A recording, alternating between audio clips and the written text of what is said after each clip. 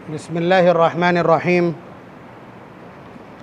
अल्हम्दुलिल्लाहि रब्बिल आलमीन वस्सलातु वस्सलामु अला सय्यिदिल अंबियाइ वल मुरसलीन मुहम्मदिन व अला आलिहि व अस्हाबिहि अजमईन अम्मा बाद अऊज़ु बिल्लाहि मिनश शैतानिर रजीम बिस्मिल्लाहिर्रहमानिर्रहीम इन्नल्लाहा ला युग़य्यिरु मा बिक़ौमिन हत्ता युग़य्यिरु मा बिअन्फुसिहिम वइज़ा अरादल्लाहु बिक़ौमिन सूअन फ़ला मरद्द लहु वमा लहुम मिन दूनिहि मिन वाल वक़ाल तआला वजाहिदू फ़िल्लाहि हक़्क़ जिहादिहि हुवा इज्तबाकुम वमा जअल अलैकुम फ़िद्दीनि मिन हरज मिल्लत अबीकुम इब्राहीम हुवा सम्माकुमुल मुस्लिमीन वक़ाल नबी सल्लल्लाहु अलैहि वसल्लम अअमालुकुम उम्मालुकुम।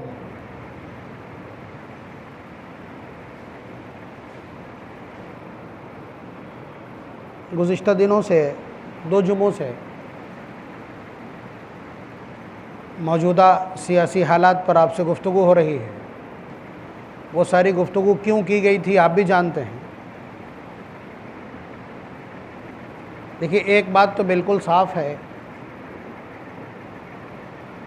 कि हम ईमान वालों के नज़दीक हुकूमत का जो सबसे बेहतरीन तरीक़ा है, निज़ाम हुकूमत और इक़्तिदार से मुताल्लिक़ जो सबसे बेहतरीन तरीक़ा है वो कौन सा है? खिलाफत। और ख़िलाफ़त में भी खिलाफत अला मिनहाजिन नबुव्वा, हुज़ूर ने और हुज़ूर के बाद चारों खुलफ़ा ने जो तर्ज़ इख्तियार किया खिलाफत का वो सबसे बेहतर।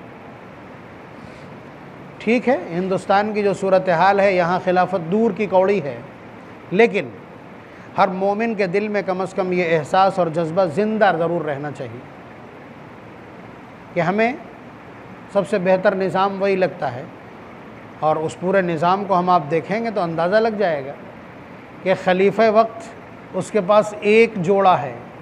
वो हफ्ते में एक दिन छुट्टी इसलिए करता है कि उसी जोड़े को धो करके सुखा करके उसको पहन के आना होता है। ज़ाहिर सी बात है, इससे खूबसूरत इक़्तिदार और क्या हो सकता है। सारा ज़माना सोता है, पूरा मदीना सोता है और अमीरुल मोमिनीन खलीफतुल मुस्लिमीन उमर इब्न ख़त्ताब कोड़ा लेकर के पूरे मदीने की सराउंडिंग निगरानी और पहरेदारी करते हैं, सिर्फ़ इसलिए कि मदीने के लोग इत्मीनान के साथ सोएं। और आज का MP MLA और आज का साहिब इक़्तिदार रात को घर से इसलिए नहीं निकलता है कि रात में हमारे गनर भी हमको नहीं बचा सकेंगे, ब्लैक कमांडोज़ भी ये नहीं बचा सकेंगे। तो वो खिलाफत है और ये आज की सियासत है, बड़ा फ़र्क है। तो जाहिर सी बात है हम किसको पसंद करेंगे, वो हमारी पहली पसंद। तो इस वजाहत और इस सफाई के साथ दूसरी बात जो सबसे अहम है वो ये कि हम इस वक्त यहाँ जमहूरियत में रहते हैं। इस जमहूरियत को भी हमने मजबूरी में अपनाया था। आपको अगर नहीं मालूम हो, तारीख़ ना पढ़ी हो, इसलिए कि आप डिपेंड करते हैं उस तारीख़ पर जो आपको NCERT में यूपी बोर्ड वगैरह में पढ़ा दी जाती। और वहाँ जो कुछ चल रहा है इस वक्त सिस्टम के साथ, सिलेबस के साथ, निज़ाम तालीम के साथ, वो आपको मालूम। वरना सच ये है कि जब मुल्क छीना था तो हमारे हाथों से छीना था। मुल्क के मालिक हम थे, मालिक थे, बादशाह मालिक होता है, मालिक हम थे, हमसे छीना था। तो जाहिर सी बात है ये एक फितरत की बात है। तारीख़ के सारे औराक को आग लगा दीजिए।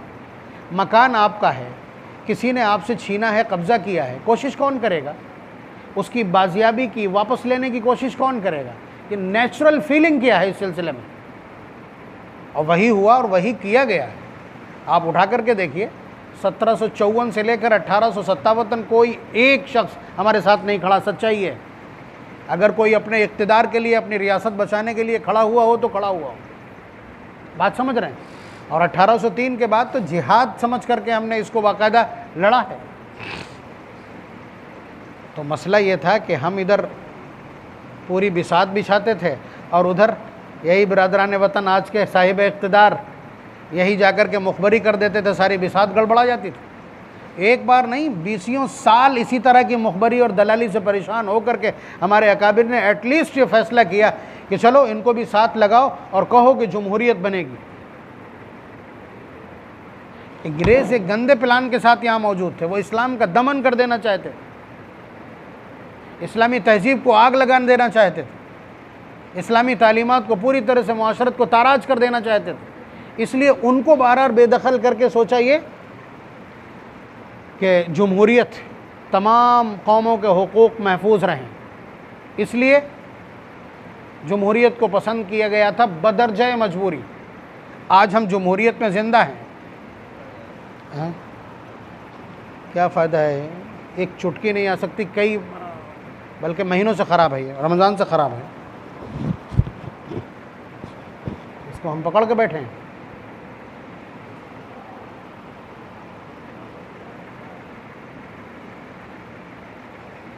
तो ये जमहूरियत है, और जमहूरियत का निज़ाम आपको मालूम है, यहाँ फिगर और डिजिट काम करता है। एक आदमी बहुत काबिल है, बहुत काबिल है, और एक आदमी पागल है, दोनों के राय की बराबरी है, दोनों की शख्सियत हुकूमत के निज़ाम में बराबर है। वो भी वोट डालेगा और ये भी वोट डालेगा, एक ही वोट शुमार होगा दोनों का। तो यहाँ वज़न तौला नहीं जाता है, यहाँ सर गिने जाते हैं। ये भी बात समझ में आ गई ना। जमहूरियत का अंदाज़ ये है कि यहाँ तादाद मैटर करती है, यहाँ फिगर मैटर करता है, यहाँ डिजिट मैटर करता है, अक़लियत और अक्सरियत मैटर करती है। ये दो बातें अलग अलग। अब तीसरी बात, इस वक्त जो लोग हुकूमत में है या कभी भी अगर मरकज़ में हुकूमत ऐसी है जो आपको मिन हैसुल कौम एक्सेप्ट नहीं करती, पसंद नहीं करती। मिसाल के तौर पर इस वक्त जो साहिब इक़्तिदार लोग हैं, जो कुर्सी और ताजो तख्त के मालिक हैं, उनकी सोच और उनकी जहनीत क्या है? कि आप यहाँ ज़िंदा ना रहें। कितनी मर्तबा कहा गया कि मुस्लिम मुक्त भारत, ये नारा किसका है? जाहिर सी बात है मौजूदा साहिब इक़्तिदार लोगों का। तो इसका मतलब ये है कि आपका वजूद काबिल कबूल नहीं है, और कम अज़ कम शायर के साथ, पहचान के साथ, शनाख्त के साथ, और इस्लामी टाइटल है उसके साथ आपकी ज़िंदगी कतई काबिल कबूल नहीं है। ये अज़ान पर होने वाले हमले इसी तरह के हैं, दाढ़ी और टोपी वालों के ख़िलाफ़ हमले ये उसी का हिस्सा है, मसाजिद पर शबखून मारने की कोशिश, उनको मिसमार करने की कोशिश, ये उसी का हिस्सा है। रहिए, अगर जब तक रह रहे हैं डर के रहिए, जब तक रह रहे हैं दूसरे दर्जे के शहरी बन के रहिए, ये पूरा प्लान का हिस्सा है। तो जाहिर सी बात है ये सब कुछ आपके लिए काबिल कबूल है क्या? ये सब कुछ आपके लिए काबिल कबूल है कि आप ज़बीहा नहीं कर सकते, आप गोश्त मत खाइए, उन दिनों में मत खाइए जब हमारी वो नौरातें चल रही हों। बात समझ रहे हैं आप? तो ये अपनी पसंद थोपने और आपको अपनी पसंद से बिल्कुल मूक बना देने की कोशिश, जाहिर सी बात है ये जमहूरियत की रूह नहीं है, ये जमहूरियत की रूह नहीं है। तो आप मुझे बतलाइए, क्या आप इन तमाम चीज़ों के साथ रज़ामंदी ज़ाहिर करते हैं, और आप इन तमाम अहवाल के साथ और इस बेगैरती के साथ और इस बेईमानी के साथ जीना पसंद करते हैं? जाहिर सी बात है कोई गैरत वाला, कोई ईमानी गैरत रखने वाला इस तरह से जीना पसंद नहीं करेगा। अब जब आपको अपनी पहचान से, अपनी शनाख्त से, अपने ईमान से और आने वाली अपनी नस्लों के ईमान व अमल और अक़ीदे से अगर ज़र्रा बराबर भी दिलचस्पी है, तो आप चाहेंगे कि इस तरह की तंगी कम अज़ कम इस जमहूरी मुल्क के अंदर नहीं होना चाहिए। किसी समुदाय विशेष को, किसी ख़ास कौम को इस तरह से टारगेट ना किया जाए, उसके ईमान व अमल को निशाना ना बनाया जाए। ये अगर आप इंसाफ पसंदी से भी देखेंगे, इंसाफ की नज़र से देखेंगे, तब भी आपके जहन में ये आएगा, और एज ए मुस्लिम देखेंगे तो आपको लगेगा ही लगेगा। तो इस वक्त जो निज़ाम है वो आपको मालूम है कि नफ़रत अंगेज़ है, और नफ़रत अंगेज़ इसलिए कि एक सेकंड लार्जेस्ट पॉपुलेशन के ख़िलाफ़ ये रवैया है। तो जाहिर सी बात है इसका मतलब ये तो नहीं है कि ये इतनी छोटी सी तादाद है जिसे मार करके ख़त्म कर दिया जाए, दफन और दमन कर दिया जाए। जाहिर सी बात है उधर से भी एहतजाज होगा, तो इस मुल्क का क्या बनेगा? इस मुल्क का क्या होगा? ये मुल्क तो खाना जंगी की तरफ चला जाएगा, टुकड़ों की तरफ चला जाएगा, आग लगेगी। और याद रखिएगा, मोमिन और मुसलमान कौन कहलाता है उसे समझ लीजिए अच्छी तरह से। हम जिस मुल्क में रहते हैं, हम जिस इलाके में रहते हैं, हम जिस शहर में रहते हैं, हम उस शहर की ज़मानत, हम उस शहर की अमन और सलामती के ज़ामिन होते हैं। हमारा वजूद उस शहर के अंदर अमन व अमान की ज़मानत बनता है। अगर ऐसा नहीं है तो आप मुसलमान भी नहीं हैं और आप मोमिन भी नहीं। बस साफ साफ सुनिएगा, हुजूर ने मुसलमान किसको कहा है? व्हाट्स डेफिनेशन क्या है उसकी? अल्फाज देखिए, बुखारी की रिवायतें दोनों जो मैं अर्ज़ कर रहा हूँ। अल मुस्लिम, मुस्लिम कौन? मन सलिमल मुस्लिमून मिन लिसानिही व यदिही, जिसके हाथ और जिसकी ज़ुबान से सारे मुसलमान महफूज रहें। आप कहेंगे मुसलमान महफूज रहें तो क्या कमाल है? देखिए, आदेश अलग तरह का होता है। आप बच्चे को डांट रहे हैं तो खबरदार, बड़े भाई से कुछ कहा तो इसका मतलब ये थोड़ी है कि छोटे भाई से बदतमीज़ी करें। समझाने का अपना एक तरीक़ा होता है, किस परिप्रेक्ष्य में आप समझा रहे हैं। तो हुज़ूर जिस वक्त ये बात कर रहे हैं उस वक्त क्या फरमा रहे हैं? अल मुस्लिम मन सलिमल मुस्लिमून मिन लिसानिही व यदिही, मुसलमान वो है कि जिसकी ज़ुबान और हाथ से सारे मुसलमान महफूज रहें। इस्लाम नाम है अमाल और एक्शंस का, ईमान नाम है बिलीफ और अकीदे का। ईमान और इस्लाम में इतना सा फ़र्क है। अब देखिएगा ईमान की परिभाषा का, ईमान बड़ा है इस्लाम से। बहरहाल इसको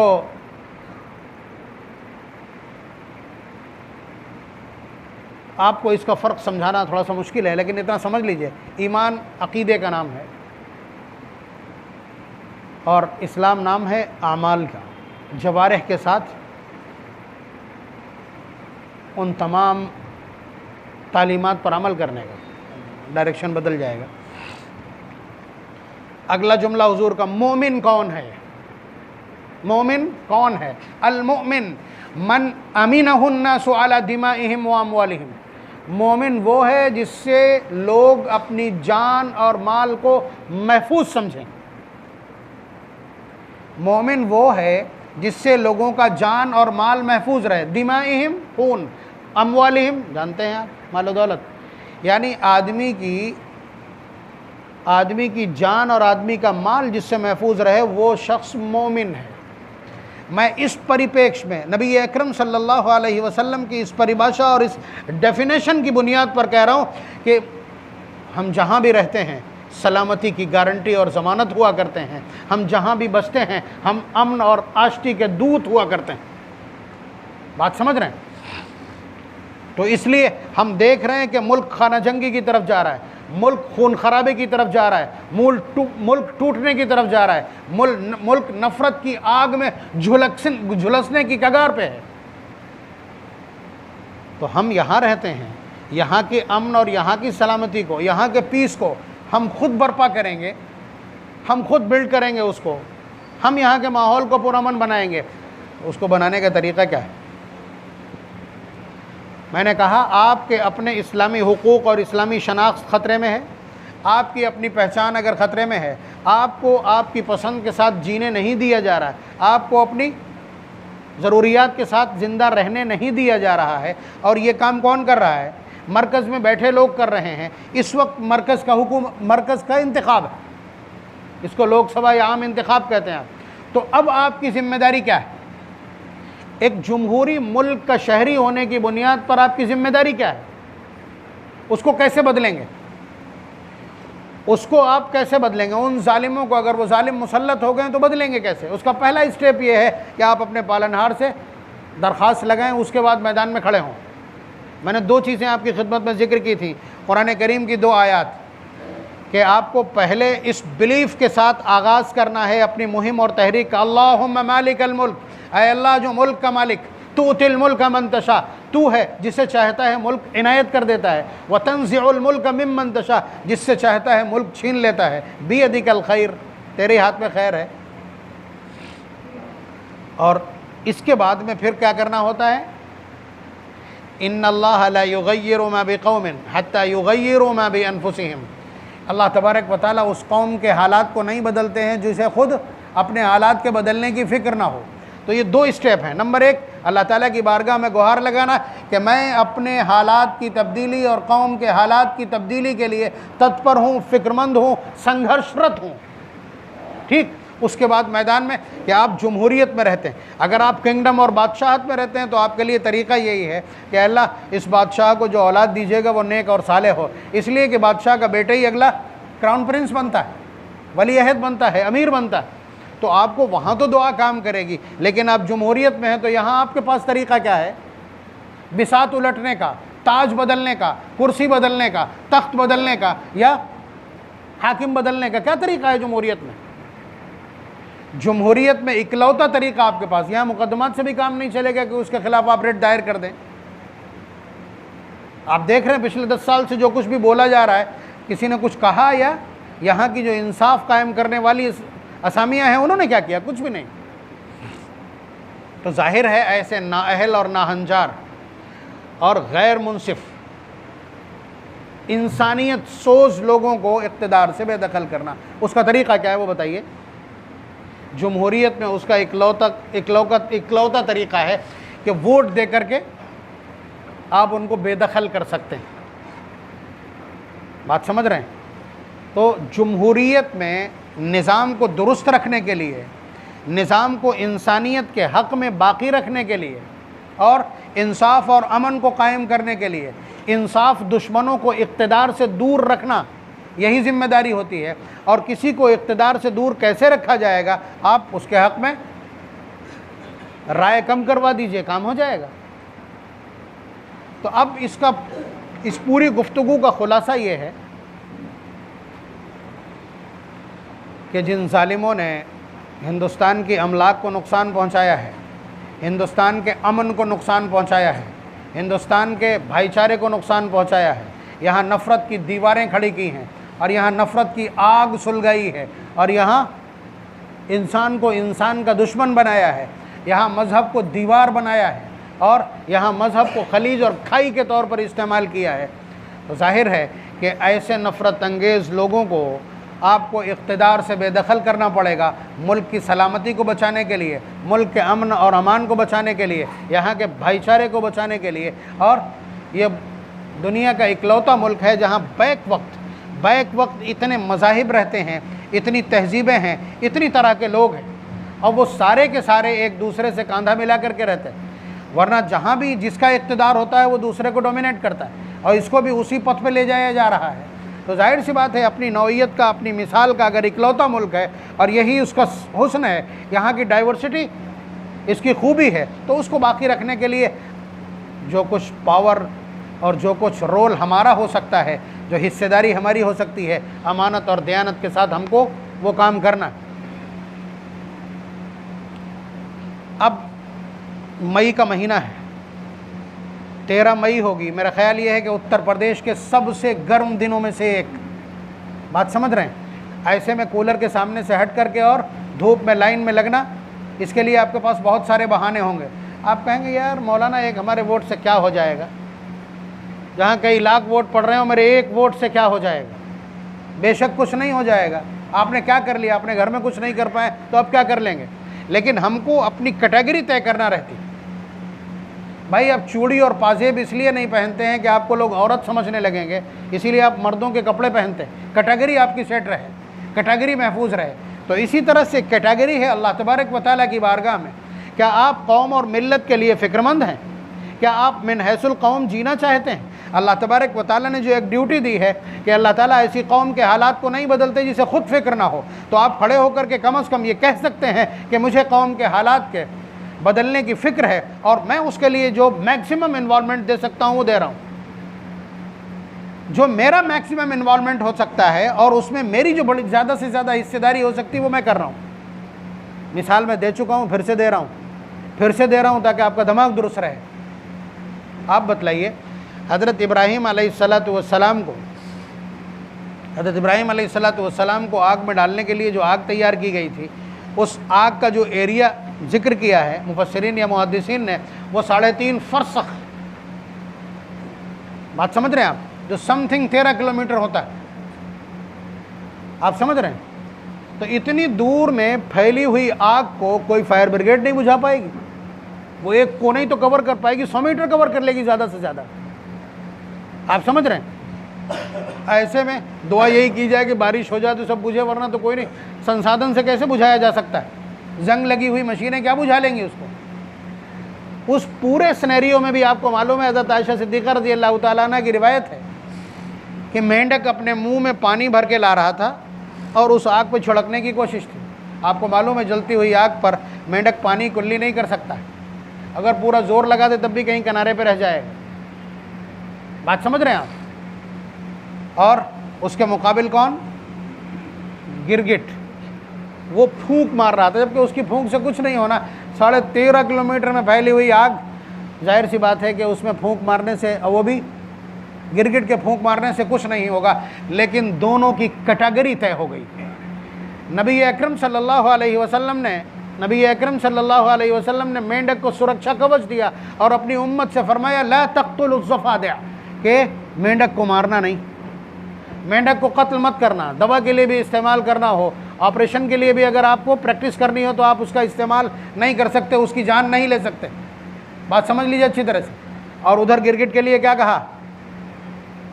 मन क़तल वज़ग़न, जिसने गिरगिट को या छिपकली को मारा 100 नेकियां, अगर पहले वार में मार दे तो 100 नेकियां। कैटेगरी तय हो गई ना, यानी पूरी उम्मत को एक की दुश्मनी पर आमादा कर दिया और पूरी उम्मत की जद से एक जानवर को महफूज कर दिया। ये क्यों? ये इस वजह से। तो आप अगर खड़े होकर के इस फिक्र के साथ कि एक ऐसी जमात, एक ऐसी हिज़्ब, एक ऐसी पार्टी और एक ऐसा धड़ा जो मुसलमानों का वजूद इस धरती पे बर्दाश्त नहीं करता है, जिसे उनके खाने पीने की चीज़ों से भी तकलीफ़ है, जिसे उनकी अजान से भी दिक्कत है, जिसे उनकी नमाज से दिक्कत है, जिसे उनकी वेशभूषा से दिक्कत है, जिन्हें उनकी दाढ़ी टोपी और अमामे से दिक्कत है, जाहिर है कि ये नफ़रत बर्पा करने की एक कोशिश है। हम ऐसे लोगों को इक़्तिदार से बेदखल कर देना चाहते हैं। मेरी हिस्सेदारी एक वोट की है, मैं डाल रहा हूँ, खुदा की कसम ये इबादत है। मिल्लत की आबरू बचाने के लिए, उसकी आबरू के तहफ़्फ़ुज़ के लिए, उसके वक़ार की बहाली के लिए इस तरह की कोशिश, इस सोच और नज़रिए के साथ, इस परिपेक्ष और इस पस मंज़र में, यह ऐन इबादत है। बात समझ रहे हैं? तो इस वक्त अगर किसी तरह की तब्दीली का लफ्ज़ इसलिए इस्तेमाल कर रहा हूँ कि कुरान ने लफ्ज़ युग़य्यिरु इस्तेमाल किया, तग़यीर, तब्दीली।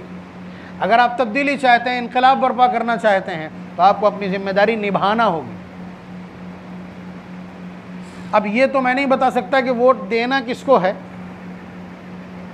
मैं चाहूँ तो मैं बतला सकता हूँ, मैं कह दूँ, कन्वे कर सकता हूँ। इसलिए कि अब तक अकाबिर ने, मिल्लत के रहनुमाओं ने, रहबरों ने, जिन पर ट्रस्ट करती है ये पूरी मिल्लत और कौम, उन्होंने एक चीज़ तय कर दी होगी। मैं चाहूँ तो कन्वे कर दूँ, लेकिन सियासत का मैदान है, आप मुझसे ज़्यादा जानते हैं। मैं ठहरा एक ठेठ मौलवी, आप मुझसे ज़्यादा जानते हैं। और अगर नहीं जानते हैं तो अपने किसी साहिब बसीरत महल्ले के शख्स से या किसी ख़ानदान के शख्स से जो ज़मीर फरोश ना हो, याद रखिएगा, जो टकों में बिकने वाला ना हो, जिसका ज़मीर पैसों के सामने बिक ना जाता हो, उससे मशवरा करके आप डालिएगा। और अभी जो कुछ मैंने अर्ज़ कर दिया उससे भी तो आपको समझ में आ रहा हो आपके वजूद से नफ़रत कौन करता है। अगर सब करते हैं तो कम से कम कौन करता है? ये खुद चीज़ें वाज़े कर देती हैं।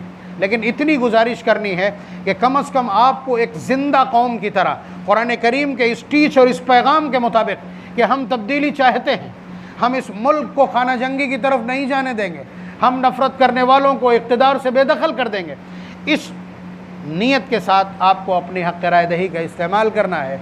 बेशक परेशानी होगी, और आपको मालूम है परेशानी के बग़ैर कोई नतीजा नहीं आता। अल्लाह तबारक व तआला का भी इरशाद क्या है? वल्लज़ीना जाहदू फ़ीना, जो लोग मुजाहदात इख्तियार करते हैं, संघर्ष करते हैं, स्ट्रगल करते हैं और जफाकशी इख्तियार करते हैं, उनके लिए हम रास्ते निकालते हैं। पारा नंबर 21 सूरह अनकबूत की आखिरी आयत का भी आखिरी जुमला, वल्लज़ीना जाहदू फ़ीना, जो हमें राज़ी करने के लिए अति प्रयास करते हैं, अनथक प्रयास और मेहनत करते हैं, लनहदियन्नहुम सुबुलना, हम उनके लिए राहें निकालते हैं। तो आपको लगता हो कि 14% मिल करके क्या इनकलाब बर्पा कर जाएंगे, तो वो मेंढक भी तो कह सकता था मेरे बुझाने से क्या पानी बुझ जाएगा, आग बुझ जाएगी। ये नहीं कहना, ये कहना ही नहीं है। नताइज का आपसे कभी सवाल नहीं होना। अंबिया से सवाल नहीं होता कि तुम्हारी उम्मतों ने क्या किया, ये तुम्हारी उम्मत जहन्नम में क्यों जा रही। अंबिया से ये सवाल नहीं होगा, सिर्फ इतना ही पूछा जाएगा माज़ा उजिब्तुम, वमा अला रसूल इल्लल बलाग, हमारे रसूलों के ज़िम्मे सिर्फ बात पहुँचा देना है, मनवाना नहीं।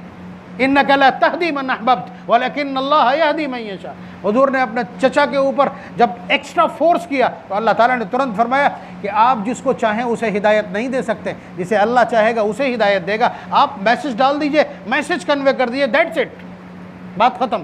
तो वही हाल है कि आपको अपना काम करना, आपकी हिस्सेदारी का क्या काम है? आपको अपनी राय एक ऐसे शख्स के सिलसिले में देना है, एक ऐसे निज़ाम के तहत देना है कि जो कम अज़ कम आपके शायर से, आपके अक़ीदे से, आपके ईमान व अमल से, आपकी पहचान और शनाख्त से, आपके तशख़्ख़ुस से नफ़रत ना करता हो। मोहब्बत तो कोई नहीं करता, ये तो मालूम हो चुका है, लेकिन नफ़रत ना करता हो। अल्लाह तबारक व तआला हमें सियासी शूर भी इनायत फरमाए, ज़िंदा कौमों की तरह ज़िंदा रह करके जीने की तौफ़ीक़ मरहमत फरमाए। ज़मीर की ज़िंदगी के साथ, ईमान की ज़िंदगी के साथ, अक़ाइद की ज़िंदगी के साथ, जुर्रत और हिम्मत के साथ, सर उठा करके ईमानी गैरत के साथ ज़िंदा रहने की तौफ़ीक़, हिम्मत, हौसला और सलीक़ा मरहमत फरमाए। व आखिरु दावाना अनिल हम्दुलिल्लाहि रब्बिल आलमीन।